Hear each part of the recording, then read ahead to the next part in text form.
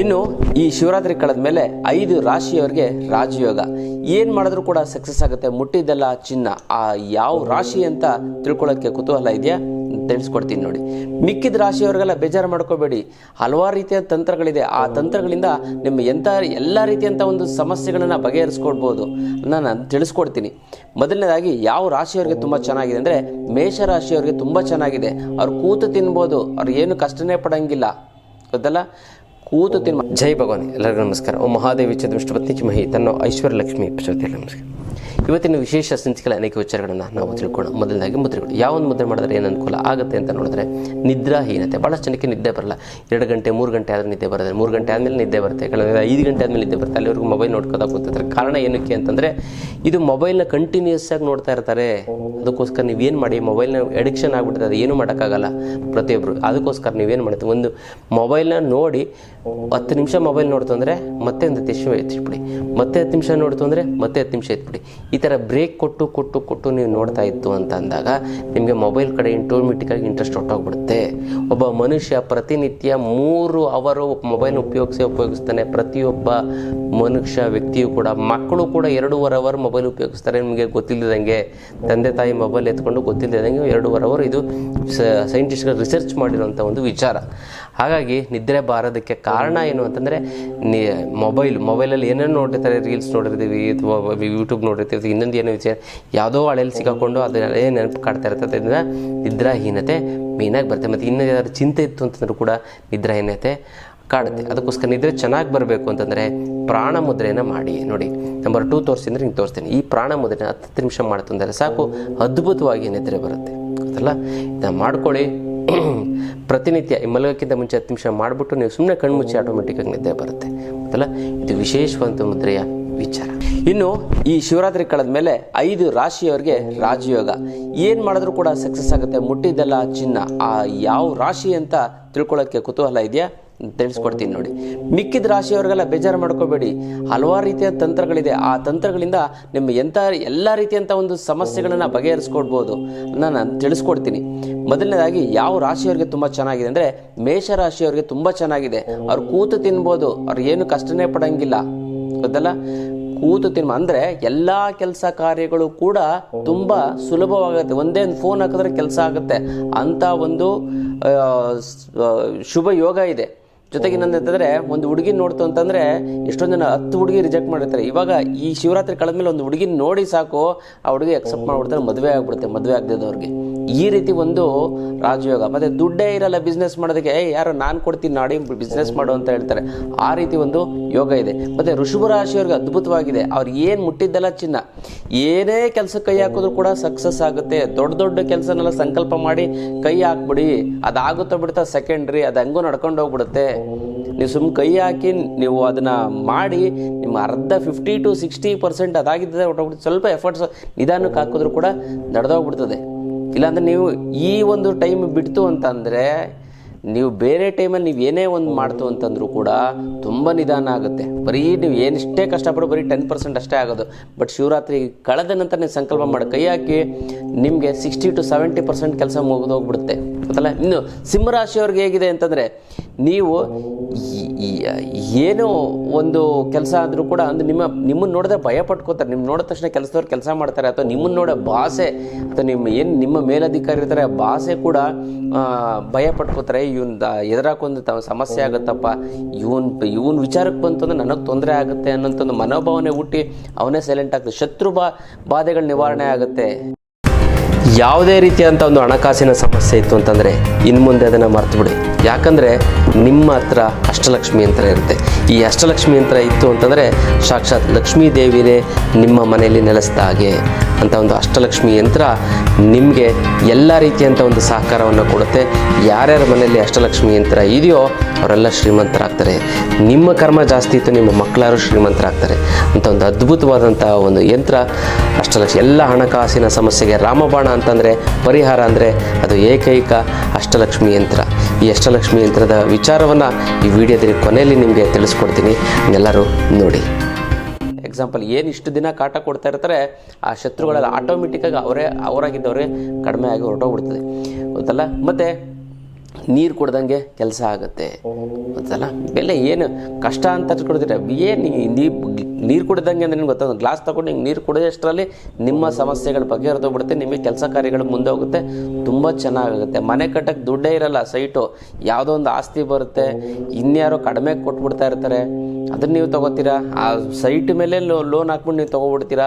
ಆ ರೀತಿ ಒಂದು ಯೋಗ ಇದೆ ಸಿಂಹರಾಶಿಯವ್ರಿಗೆ. ಇನ್ನು ಮಕರ ರಾಶಿಯವ್ರಿಗೆ ಏನಿದೆ ಗೊತ್ತಾ, 10% ಕೆಲಸ ಪಡ್ತು ಅಂದರೆ 100% ನಿಮಗೆ ಲಾಭ ಸಿಗುತ್ತೆ. ನೀವು 10 ರೂಪಾಯಿ ಬಂಡವಾಳಕ್ಕೆ 100 ರೂಪಾಯಿ ಬರುತ್ತೆ ಈ ಟೈಮಲ್ಲಿ ಹಾಕಿ ನೀವು ಗೊತ್ತಲ್ಲ. ಮಕರ ರಾಶಿಯವ್ರಿಗೂ ಕೂಡ ತುಂಬ ಅದ್ಭುತವಾಗಿ, ತುಂಬ ಚೆನ್ನಾಗಿ, ತುಂಬ ಒಳ್ಳೆಯದಾಗುತ್ತೆ. ಮತ್ತು ಸ್ವಲ್ಪ ಕಷ್ಟಪಟ್ಟರು ಕೂಡ 100ರಷ್ಟು ನೀವು 1 ರೂಪಾಯಿ, ಅದು ನೀವು 10 ರೂಪಾಯಿ ಬೇಕಲ್ಲ, 1 ರೂಪಾಯಿ ಅಷ್ಟು ಕಷ್ಟಪಡಿ 100 ರೂಪಾಯಿ ಆಗುತ್ತೆ. ಬಟ್ ಏನಂದರೆ ಕೆಲಸಕ್ಕೆ ನೀವು ಕೈ ಹಾಕ್ಬಿಡಿ ಅದಲ್ಲ, ಕೆಲಸ ಆಗುತ್ತೆ. ಮಕ್ಕಳಾಗದೇ ಇದ್ದವ್ರಿಗೆ ಮಕ್ಕಳಾಗುವಂಥ ಒಂದು ಯೋಗ ಬರುತ್ತೆ. ಡಾಕ್ಟರ್ ಎಲ್ಲ ಟೆಸ್ಟ್ ಮಾಡಿ ಎಲ್ಲ ಕರೆಕ್ಟಾಗಿರುತ್ತೆ, ಬಟ್ ಆದರೂ ಕೂಡ ಆಗ್ತಲ್ಲ, ಅವ್ರಿಗೆ ಮಕ್ಕಳಾಗುವಂಥ ಒಂದು ಯೋಗ ಸಿಗುತ್ತೆ. ಹೊಸ ಕೆಲಸ ಏನು 40,000 50,000 ಕೆಲಸ ಹೋಗ್ತಾ ಇರ್ತಾರೆ, ಮತ್ತು ಯಾವುದೋ ಒಂದು ನೀವು ಇದಾಕಿರ್ತಾರೆ, 1 ಲಕ್ಷಕ್ಕೆ ಸಂಬಳಕ್ಕೆ ಕರೀತಾರೆ ನಿಮಗೆ. ಆ ರೀತಿ ಒಂದು ಇದೆ ಮಕರ ರಾಶಿಯವ್ರಿಗೆ. ಇನ್ನು ಮೀನರಾಶಿಯವ್ರಿಗೆ ಏನಿದೆ ಗೊತ್ತಾ, ಎಲ್ಲರೂ ಕೂಡ ವಶೀಕರಣ ಆಗ್ತಾರೆ ಆಟೋಮೆಟಿಕ್ಕಾಗಿ. ಅಂದರೆ ನೀವು ಒಂದು ಕಸ್ಟಮರ್ ಒಂದು ವ್ಯಾಪಾರ ಮಾಡ್ತಾ ಇರ್ತೀರ, ಆಟೋಮೆಟಿಕ್ಕಾಗಿ ಅವ್ರು ನಿಮ್ಮ ಹತ್ರ ಬರ್ತಾರೆ ಗೊತ್ತಲ್ಲ. ನೀವು ಹೇಳಿದಕ್ಕೆ ಪ್ರಾಡಕ್ಟ್ ತಗೋತಾರೆ, ನೀವು 5,000 ರೂಪಾಯಿ ಅಂದರೆ 5,000 ರೂಪಾಯಿ ತಗೊಳ್ಳಿ, 10,000 ರೂಪಾಯಿ ಅದೊಂದೇ ವಿಚಾರ ಅಂತಲ್ಲ, ಎಲ್ಲರೂ ಕೂಡ ನಿಮ್ಮ ಯಾವುದೋ ಒಂದು ಗೌರ್ಮೆಂಟ್ ವಿಚಾರದ ಕೆಲಸಕ್ಕೆ ಹೋಗಲಿ, ನಿಮ್ಮ ಒಂದು ಕೋರ್ಟ್ ಕಚೇರಿಗಳು ನಿಮ್ಮ ಪರವಾಗಿ ಆಗುತ್ತೆ. ಗೌರ್ಮೆಂಟ್ ಕೆಲಸಕ್ಕೆ ನೀವು 3-4 ವರ್ಷದಿಂದ ಒದ್ದಾಡ್ತಾ ಇರ್ತಾರೆ, ಇವಾಗ ಹೋಗಿ ಪಟ್ಟಂತ ಕೆಲಸ ಆಗ್ಬಿಡ್ತದೆ, ಆರಾಮಾಗಿ ಈಸ್ಕೊಂಡು ಬರ್ತಾ ಇರ್ತೀರ ನೀವು. ಅಷ್ಟು ಚೆನ್ನಾಗಿದೆ ಮೀನರಾಶಿಯವ್ರಿಗೆ. ಈ 5 ರಾಶಿಯವ್ರಿಗೆ ತುಂಬ ಅದ್ಭುತವಾಗಿದೆ. ಇನ್ನು ಮಿಕ್ಕಿ ರಾಶಿಯವ್ರಿಗೆ ಸಮಸ್ಯೆ ಇಲ್ಲ ಅಂತಲ್ಲ, ಸಣ್ಣ ಪುಟ್ಟ ಸಮಸ್ಯೆ ಇದೆ, ಬಟ್ ಈ ರಾಶಿಯವ್ರಿಗೆ ರಾಜಯೋಗ ಇದೆ. ಮತ್ತು ಯಾರ್ಯಾರಿಗೆ ಒಳ್ಳೆಯದಾಗಬೇಕು, ಮತ್ತು ಯಾರ್ಯಾರಿಗೆ ಈ ಶಿವರಾತ್ರಿ ಅಮಾವಾಸ್ಯೆ ದಿನ ನಾನು ಸಂಕಲ್ಪ ಮಾಡ್ತೀನಿ ಎಂದು ಓಂ ಜಗದೀಶ್ವರಾಯ ನಮಃ ಅಂತ ಕಮೆಂಟನ್ನು ಮಾಡಿ, ಮತ್ತು ನಿಮ್ಮ ಹೆಸರನ್ನ ಕಳಿಸಿ, ನಾನು ಸಂಕಲ್ಪವನ್ನು ಮಾಡ್ತೀನಿ. ತುಂಬ ಚೆನ್ನಾಗಾಗುತ್ತೆ, ತುಂಬ ಒಳ್ಳೆಯದಾಗ್ತಾ ಬರುತ್ತೆ ಗೊತ್ತಲ್ಲ. ಇದು ವಿಶೇಷವಾದಂಥ ಒಂದು ತಂತ್ರದ ವಿಚಾರ. ಹಣವಿರುವವನು ಹೆಚ್ಚು ಶಕ್ತಿಶಾಲಿಯಾಗಿರು ಕಾಣ್ತಾನೆ, ಮತ್ತು ಹಣ ಇರುವಂಥವನು ಸುಂದರನಾಗಿ ಕಾಣ್ತಾನೆ ತಿಳ್ಕೊಳ್ಳಿ. ಅವನು ಡ್ರೆಸ್ ಹಾಕೋತಾನೆ, ಕಾಸ್ಟ್ಲಿ ಡ್ರೆಸ್ ಹಾಕೋತಾನೆ. ಮತ್ತು ಈ ಶೋರೂಮಲ್ಲಿ ತೊಗೋತು ಅಂತಂದರೆ, ಈ ಮಾಲ್ಗಳಲ್ಲಿ ತೊಗೋತು ಅಂತಂದರೆ ನನಗೆ ಗೊತ್ತಿರಲಿಲ್ಲ ಎಷ್ಟೊಂದು, ಆಮೇಲೆ ಅಬ್ಸರ್ವ್ ಮಾಡೋದು ಗೊತ್ತಾಯಿತು. ಮಾಲ್ಗಳಲ್ಲಿ ತೊಗೋತಾನು, ನೋಡಪ್ಪ ಅವನು ಈ ಮಿಡಲ್ ಕ್ಲಾಸ್ ಮೆಂಟಾಲಿಟಿ, ಶ್ರೀಮಂತರಿಗೆ ನಾನು ಬೇರೆ ಥರ ಹೇಳ್ತೀನಿ, ಈ ಮಿಡಲ್ ಕ್ಲಾಸ್ ಜನಗಳಿಗೆ ನಾನು ಏನು ಹೇಳುತ್ತದೆ, ಮಾಲಲ್ಲಿ ತೊಗೋತು ಅಂತಂದರೆ ಅವ್ರು ಲೆವೆಲ್ಲಾಗಿ ನೋಡ್ತಾರೆ ಅಂತ. ಆ್ಯಕ್ಚುಲಿ ಮೇಲೆ ಈ ಹೊರಗಡೆ ಇಲ್ಲಿ 400-500 ರೂಪಾಯಿ ಶರ್ಟ್ ಇತ್ತು ಅಂದರೆ ಮಾಲಲ್ಲಿ 2,000-3,000 ರೂಪಾಯಿ ಇರುತ್ತೆ. ಯಾಕೆ ಕಾರಣ, ಮಾಲ್ಗಳಲ್ಲಿ ಕೆಲವೊಂದರ ಕಂಪ್ನಿಗಳು ಅವರು ಕಾಸ್ಟ್ಯೂಮ್ ಡಿಸೈನರ್ನ ಅಪಾಯಿಂಟ್ಮೆಂಟ್ ಮಾಡಿ ಅವ್ರಿಗೆ ಅಂತ ಹೊಲಿಸ್ತಾರೆ. ಹಾಗಾಗಿ ಅವ್ರಿಗೆ ಎಷ್ಟೊಂದು ಜನ ಈ ಕೆಲವೊಂದು ರಿಚ್ ಆಗಿರೋಂಥವ್ರಿಗೆ ಹೆಂಗೆ ಚೆನ್ನಾಗಿ ಹಾಕೋಬೇಕು ಅನ್ನೋಂಥದ್ದೇ ಗೊತ್ತೇ ಇರಲ್ಲ. ಅವ್ರಿಗೆ ಏನೋ ಹೋಗ್ತಾರೆ, ತಗೋತಾರೆ, ಹಾಕೋತಾರೆ, ಬರ್ತಾರೆ. ಅದು ಕಾಸ್ಟ್ಯೂಮ್ ಡಿಸೈನರ್ ಒಬ್ಬ ವ್ಯಕ್ತಿಗೆ ಏನು ಬೇಕೋ ಆ ರೀತಿ ಎಲ್ಲ ಮಾಡಿರ್ತಾನಲ್ಲ, ಅದು ಹಾಕೋತಿದ್ದಂಗೆ ಅದು ನೀವು ಕಾಸ್ಟ್ಯೂಮ್ ಡಿಸೈನಾಗಿ ಎಕ್ಸ್ಟ್ರಾ ತಲೆ ಉಪಯೋಗಿಸಂಗೆ ಇಲ್ಲ ಇವರು. ಆದರೆ ನಾವು ಏನು ಮಾಡ್ತೀವಿ ಅಂತಂದರೆ ಹೋಗ್ತೀವಿ, ಬೇರೆ ಯಾವುದು ನೋಡಿರ್ತೀವಿ, ಕಂಪೇರ್ ಮಾಡಿರ್ತೀವಿ, ಇಲ್ಲೇ ನೋಡಿ ಯೂಟ್ಯೂಬಲ್ಲಿ ನೋಡಿರ್ತೀವಿ, ಫೇಸ್ಬುಕ್ಕಲ್ಲಿ ನೋಡಿರ್ತೀವಿ, ಅದೇ ಥರದ್ದು ಹೋಗಿ ಇಂಥದ್ದು ಬೇಕು ಅಂತ ಕೇಳಿ ತೊಗೋತೀವಿ. ಆದರೆ ಈ ಕಾಸ್ಟ್ಯೂಮ್ ಡಿಸೈನರ್ಗಳು ಮಾಡೋದ್ರಿಂದ ಖರ್ಚು ವೆಚ್ಚಗಳು ಜಾಸ್ತಿ ಆಗುತ್ತೆ ಮಾಲ್ಗಳಲ್ಲಿ. ಮತ್ತು ಅವರು ಒಂದು 1,000 ಶರ್ಟ್ ಮಾಡ್ತಾರೆ, ಮತ್ತೆ ಆ ಶರ್ಟ್ ಬೇರೆ ಡಿಸೈನ್ ಮಾಡ್ತಾರೆ, ಮತ್ತೆ ಇನ್ನೊಂದು ಥರ. ಅದೇ ಹೊರಗಡೆ ಹೋದಾಗ ತುಂಬ ಚೆನ್ನಾಗಿ ಕಾಣಂಗೆ ಮಾಡ್ತಾರಲ್ಲ, ಅದಕ್ಕೆ ಅಂತ ಅವ್ರು ಓದಿರ್ತಾರೆ, ಪ್ರಿಪ್ರೇಷನ್ ಮಾಡ್ಕೊಂಡಿರ್ತಾರೆ. ಆವಾಗ ಅವ್ರಿಗೆ ನೀವು ಕಾಸ್ಟ್ಯೂಮ್ ಡಿಸೈನರ್ ಅವಶ್ಯಕತೆ ಇಲ್ಲ. ಪ್ರತಿಯೊಬ್ಬರಿಗೂ ಒಬ್ಬ ಫಿಲಮ್ ಆ್ಯಕ್ಟ್ರ್ ಅಂತ ಕಾಸ್ಟ್ಯೂಮ್ ಡಿಸೈನರ್ ಇದ್ದೇ ಇರ್ತಾರೆ. ಹಾಗಾಗಿ ಈ ಮಾಲ್ ತಗೋತು ಅಂತಂದರೆ ಕಾಸ್ಟ್ಯೂಮ್ ಡಿಸೈನರ್ಸೇ ಮಾಡಿರೋದ್ರಿಂದ ಅವರೇನೊಂದು 100-200 ಬಟ್ಟೆ ಮಾಡ್ತಾರೆ, ಆಮೇಲೆ ಬಿಟ್ಬಿಡ್ತಾರೆ, ಮತ್ತೆ ಬೇರೆ ಡಿಸೈನ್ ಮಾಡ್ತಾರೆ.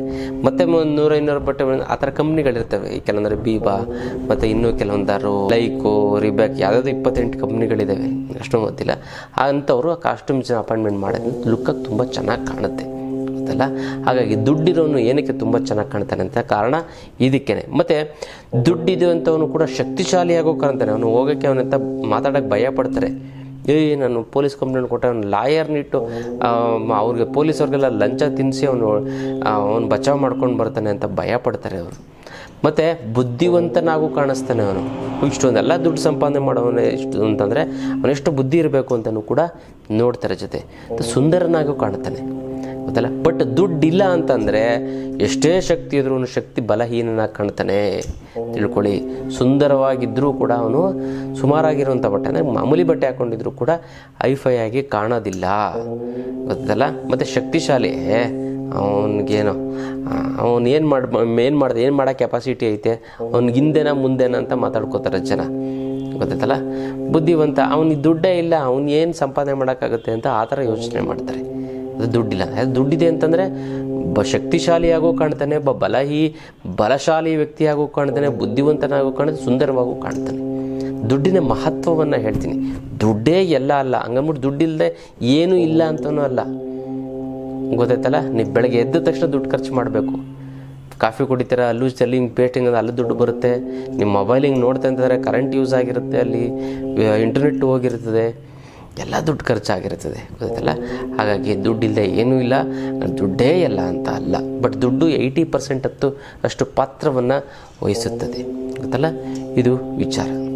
ಇನ್ನು ಬರಬೇಕಾಗಿರೋ ದುಡ್ಡು ಬರ್ತಾ ಇಲ್ಲ ಅಂದರೆ, ಕೊಡೋರಿಗೆ ಕೊಡೋಕ್ಕಾಗ್ತಾ ಇಲ್ಲ ಅಂದರೆ, ಸಿಕ್ಕಾಪಟ್ಟೆ ಸಾಲ ಆಯಿತು ಅಂದರೆ, ಗುರುಗಳೇ ದುಡ್ಡು ನೀರು ಥರ ಖರ್ಚಾಗ್ತಾ ಇದೆ ಗುರುಗಳೇ, ಏನು ಮಾಡೋದು ಅನ್ನೋದೇ ಗೊತ್ತಾಗ್ತಾ ಇಲ್ಲ ಅಂದರೆ, ಅದಕ್ಕೆಲ್ಲ ತಲೆನೇ ಕೆಡಿಸ್ಕೊಬಿಡಿ. ಇದಕ್ಕೆಲ್ಲ ಏಕೈಕ ರಾಮಬಾಣ ಅಂದರೆ ಅಷ್ಟಲಕ್ಷ್ಮಿ ಯಂತ್ರ. ಈ ಅಷ್ಟಲಕ್ಷ್ಮಿ ಯಂತ್ರ ಮನೆಯಲ್ಲಿ ಪ್ರತಿಷ್ಠಾಪನೆ ಮಾಡಿ ಅದೆಂಥದ್ದೇ ಸಮಸ್ಯೆ ಇದ್ದರೂ ಕೂಡ, ಹಣಕಾಸಿನ ಸಮಸ್ಯೆ ಇದ್ರೂ ಕೂಡ ಖಂಡಿತ ನಿವಾರಣೆ ಆಗಿಬಿಡುತ್ತೆ, ಗೊತ್ತಲ್ಲ.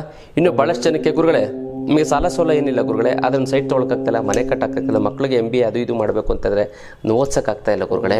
ನಮ್ಮ ಫ್ರೆಂಡ್ಸು ರಿಲೇಟಿವ್ಸ್ಗೆಲ್ಲ ನಾವು ಬುದ್ಧಿ ಈ ಜೀವನದಲ್ಲಿ ಮುಂದೆ ಬಂದು ಅಂತ ಅವ್ರು ಇವಾಗ ಚೆನ್ನಾಗಾಗ್ಬಿಟ್ಟು ಒಡವೆಗಳೆಲ್ಲ ಮಾಡಿಸ್ಕೊಂಡು ಫಾರಿನ್ ಟ್ರಿಪ್ಗೆಲ್ಲ ಹೋಗಿ ತುಂಬ ಚೆನ್ನಾಗಿದ್ದಾರೆ ಗುರುಗಳೇ. ಬಟ್ ನಾವಿನ್ನೂ ಹಂಗೆ ಇದ್ದೀವಿ ಗುರುಗಳೇ, ಏನು ಮಾಡೋದು ಅನ್ನೋದೇ ಗೊತ್ತಾಗ್ತಾ ಇಲ್ಲ. ಅಂಥವ್ರಿಗೂ ಕೂಡ ಏಕೈಕ ರಾಮಬಾಣ ಅಂದರೆ ಅಷ್ಟಲಕ್ಷ್ಮಿ ಯಂತ್ರ. ಈ ಅಷ್ಟಲಕ್ಷ್ಮಿ ಯಂತ್ರ ಮನೆಯಲ್ಲಿ ಪ್ರತಿಷ್ಠಾಪನೆ ಮಾಡಿತ್ತು ಅಂತ 3 ಅಮಾವಾಸ್ಯೆ ಕಳೆದ 6 ತಿಂಗಳೊಳಗಡೆ ಅದೆಂಥದ್ದೇ ಹಣಕಾಸಿನ ಸಮಸ್ಯೆ ಇದು ಸಂಪೂರ್ಣವಾಗಿ ನಿವಾರಣೆ ಆಗೋದಲ್ಲಿ 2 ಮಾತಿಲ್ಲ. ಭಾಳಷ್ಟು ಜನ ಕರ್ಮ ಕಳೆದಿದ್ರೆ ಇದನ್ನು ಕೂಡ ತಗೊಳಕ್ಕಾಗೋದು, ಎಲ್ಲರೂ ಕೂಡ ತಗೊಳಕ್ಕಾಗೋದಿಲ್ಲ. ಇದಕ್ಕೆ ಮುಟ್ಟು ಕಟ್ಟು ಚಟ್ಟು ಮಡಿ ಮೈಲಿಗೆ ಸೂತ್ಕ ಗೀತ್ಕ ವೆಜ್ಜು ನಾನ್ ವೆಜ್ ಜಾತಿ ಗೀತಿ ದಿಕ್ಕು ಗಿಕ್ಕು ಆ ಥರದ್ದು ಏನಿಲ್ಲ. ಇಟ್ಟರೆ ಸಾಕೋ ಕೆಲಸ ಆಗುತ್ತೆ. ದೇವ್ರ ಮೇಲಾದ್ರೂ ಇಡ್ಬೋದು, ಬೀರಿನಲ್ಲಾದರೂ ಕೂಡ ಇಡ್ಬೋದು. ಇದು ಸಾಕ್ಷಾತ್, ಇದು ಮನೇಲಿ ಇತ್ತು ಅಂದರೆ ಸಾಕ್ಷಾತ್ ಲಕ್ಷ್ಮಿ ನಿಮ್ಮ ಮನೆಯಲ್ಲಿ ನೆಲೆಸಿದ ಹಾಗೆ 100% ನಿಮ್ಮ ಸಮಸ್ಯೆಗಳು ಬಗೆಹರದೇ ಹರಿಯುತ್ತೆ. ಅಲ್ಲಿ 2 ಮಾತಿಲ್ಲ. ನೀವು ಸಂಕಲ್ಪ ಮಾಡಿ, ನೀವು ತಗೊಳಕ್ಕಾಗ್ತಾಯಿಲ್ಲ 10 ಸಾರಿ ಸಂಕಲ್ಪ ಮಾಡಿ, 11ನೇ ಸಾರಿ ನಿಮ್ಮ ಮನೆ ಒಳಗಡೆ ಈ ಒಂದು ಅಷ್ಟಲಕ್ಷ್ಮಿ ಯಂತ್ರ ನಿಮ್ಮ ಮನೆಯಲ್ಲಿರುತ್ತೆ. ತಲ ಹಣಕಾಸಿನ ಸಮಸ್ಯೆಗೆ ತಲೆನೇ ಕೆಡಿಸ್ಕೊಬಿಡಿ. ಏಕೈಕ ರಾಮಬಾಣ ಅಂದರೆ ಅದೇ ಈ ಒಂದು ಅಷ್ಟಲಕ್ಷ್ಮಿ ಯಂತ್ರ. ಇದನ್ನು ಕೊರೆಯಲ್ಲಿ ಕಳಿಸೋದಕ್ಕಾಗೋದಿಲ್ಲ, ನೇರವಾಗಿ ಖುದ್ದು ನನ್ನ ಭೇಟಿಯಾಗಿ ತೆಗೆದುಕೊಂಡು ಅಥವಾ ಒಳ್ಳೆಯ ವ್ಯಕ್ತಿಗಳನ್ನು ನಿಮ್ಮ ಕಡೆಯನ್ನು ಕಳಿಸಿ ನಾನು ಅವ್ರಿಗೆ ಕೊಟ್ಟು ಕಳಿಸ್ತೀನಿ. ಅವರು ನಿಮಗೆ ನೇರವಾಗಿ ನಿಮಗೆ ಮನೆಯಿಂದ ತಲುಪಿಸ್ತಾರೆ. ಅಲ್ಲ, ವಿಶೇಷವಾದಂಥ ಒಂದು ಯಂತ್ರ ಅಷ್ಟಲಕ್ಷ್ಮಿ ಯಂತ್ರ. ಇದು ನಿಮ್ಮ ಎಲ್ಲ ಸಮಸ್ಯೆಗಳನ್ನು, ನಿಮ್ಮ ಹಣಕಾಸಿನ ಸಮಸ್ಯೆಗಳ ಫುಲ್ ಸ್ಟಾಪ್ ಇಡುವಂಥದ್ದು ಅದ್ಭುತವಾದಂಥ ಒಂದು ಯಂತ್ರ ಈ ಒಂದು ಅಷ್ಟಲಕ್ಷ್ಮಿ ಯಂತ್ರ. ಪ್ರತಿಷ್ಠಾಪನೆ ಮಾಡಿ ನಿಮ್ಮ ಜೀವನವನ್ನು ಬದಲಾವಣೆ ಮಾಡಿಕೊಳ್ಳಿ. ನೀವು ಜೀವನದಲ್ಲಿ ಏಳಿಗೆ ಅನ್ನೋದು ಶ್ರೀಮಂತರಾಗಿ ಅಂತ ಹೇಳ್ತಾ ಇದ್ದೀನಿ. ಜೀವನದ ಸಮಸ್ಯೆಗೆ ವಿಶೇಷವಾದಂಥ ಕ್ಲಾಸನ್ನು ಅಟೆಂಡ್ ಮಾಡ್ತೀವಿ. ಯಂತ್ರ ಮಂತ್ರ ತಂತ್ರ ಮತ್ತು ಹಣಾಕರ್ಷಣೆ ಜನಾಕರ್ಷಣೆ ಶಿಬಿರ ಅಂತ ಕೂಡ ಮಾಡ್ತೀವಿ. ಇದು ಶನಿವಾರ ಮತ್ತು ಭಾನುವಾರ 10 ಗಂಟೆಯಿಂದ 4 ಗಂಟೆವರೆಗೂ ಇರುತ್ತೆ. ಈ ಒಂದು ಶಿಬಿರವನ್ನು ನೀವು ಅಟೆಂಡ್ ಮಾಡಿ, ಗೊತ್ತಲ್ಲ. ಎಂಥ ಸಮಸ್ಯೆ ನೀವು ಏನು ಅಂದ್ಕೊಂಡು ಬಂದಿರ್ತೀರೋ, ನಿಮ್ಮ ಕಾಯಿಲೆ ಕಸಲೆಗಳು ಅಲ್ಲೇ, ನಿಮಗೇನು ನೋವಿತ್ತು ಅಂದರೆ 5 ವರ್ಷ 6 ವರ್ಷದಿಂದ ಪೇನ್ ಇತ್ತು ಅಂದರೆ ಅಲ್ಲೇ ಹೊರಟೋಗ್ಬಿಡ್ತದೆ. ನೀವು ಜೀವನದ ಸಮಸ್ಯೆಗಳನ್ನು ಮತ್ತು ನೀವು ಜೀವನದಲ್ಲಿ ನೆಮ್ಮದಿಯಾಗಿರ್ತೀರ. ಯಾವುದೇ ಕಾರಣಕ್ಕೂ ನಿಮ್ಗೆ ಹಸುವಾಗಲ್ಲ, ಬೆವರಾಗಲ್ಲ, ಸುಸ್ತಾಗಲ್ಲ, ನೀವು ಆರೋಗ್ಯವಾಗಿರ್ತೀರ. 100 ವರ್ಷ ಆಯುಸ್ಸು ತುಂಬ ಚೆನ್ನಾಗೈತೆ. ಆ ಒಂದು ಕಲೆಯನ್ನು ನಿಮಗೆ ಹೇಳ್ಕೊಡ್ತೀವಿ ಈ ಒಂದು ಶಿಬಿರದಲ್ಲಿ, ಗೊತ್ತಲ್ಲ. 3 ಕಾರಣಗಳಿಗೋಸ್ಕರ ನೀವು ಅಟೆಂಡ್ ಮಾಡಬೇಕು. ಒಂದು ಎಲ್ಲ ರೀತಿಯಂಥ ಸಮಸ್ಯೆಗಳನ್ನು ನಿವಾರಣೆ ಮಾಡ್ಕೊಳ್ಳೋದಕ್ಕೆ, ಮತ್ತು ಆ ಸಮಸ್ಯೆಗಳು ಬರದಂಥ ರೀತಿಯಲ್ಲಿ ತಡೆಯೋದಕ್ಕೆ, ಮತ್ತು ನಿಮಗೆ ಸಂಬಂಧಪಟ್ಟಂಥ ಅವರ ಸಮಸ್ಯೆಗಳಿಗಾದರೆ ಅವರ ಒಂದು ಸಮಸ್ಯೆನ ಬಗೆಹರಿಸ್ಕೋದಕ್ಕೋಸ್ಕರ ಈ ಒಂದು ಶಿಬಿರವನ್ನು ನೀವು ಅಟೆಂಡ್ ಮಾಡಿ. ತುಂಬ ಚೆನ್ನಾಗಾಗುತ್ತೆ. ತುಂಬ ಯಾರ್ಯಾರು ಶಿಬಿರವನ್ನು ಅಟೆಂಡ್ ಮಾಡಿ ದೀಕ್ಷೆ ಕೊಡ್ತೀವಿ. ಮತ್ತು ಇದರಲ್ಲಿ ಏನಂತೆ, ಯಾರೇ ಅಟೆಂಡ್ ಮಾಡಿದವರೆಲ್ಲ ಜ್ಞಾನಿಗಳಿಗೆ ಈಕ್ವಲ್ ಆಗ್ತೀರಾ. ಮತ್ತು ಇವ್ರಿಗೂ ಅಷ್ಟೇ ಮುಟ್ಟು ಕಟ್ಟು ಚಟ್ಟು ಮಡಿ ಮೈಲಿಗೆ ಅಂಥದ್ದು ಏನೂ ಇಲ್ಲ. ಅಂಥ ಒಂದು ವಿಶೇಷವಾದ ನಿಮ್ಮ ಎಲ್ಲ ಸಮಸ್ಯೆಗಳನ್ನು ಬಗೆಹರಿಸ್ಕೊಂಡು ಹೋಗ್ತೀರಾ ಈ ಒಂದು ಶಿಬಿರದಲ್ಲಿ, ಅಲ್ಲ. ಎಲ್ಲ ಸಮಸ್ಯೆಗಳನ್ನು ಕೂಡ ಮರೆತುಬಿಡಿ ಈ ಶಿಬಿರಕ್ಕೆ ಬರ್ತಾ ಇದ್ದೀರಾ ಅಂತಂದರೆ. ಇಲ್ಲಾಂದರೆ ಈ ಸಮಸ್ಯೆಯಲ್ಲಿ ಸಿಕ್ಕಾಕೊಂಡು ಒದ್ದಾಡ್ತಾ ಹೋಗ್ತೀರಾ, ಗೊತ್ತಲ್ಲ. ಅದಕ್ಕೋಸ್ಕರ ಯಂತ್ರ ಮಂತ್ರ ತಂತ್ರ ಶಿಬಿರವನ್ನು ಅಟೆಂಡ್ ಮಾಡಿ ನಿಮ್ಮ ಎಲ್ಲ ರೀತಿಯಂಥ ಒಂದು ಸಮಸ್ಯೆಗಳಿಂದ ನೀವು ಹೊರಗಡೆ ಬನ್ನಿ, ಅಲ್ಲ. ಇದು ವಿಶೇಷವಾದಂಥ ಒಂದು ಶಿಬಿರದ ವಿಚಾರ.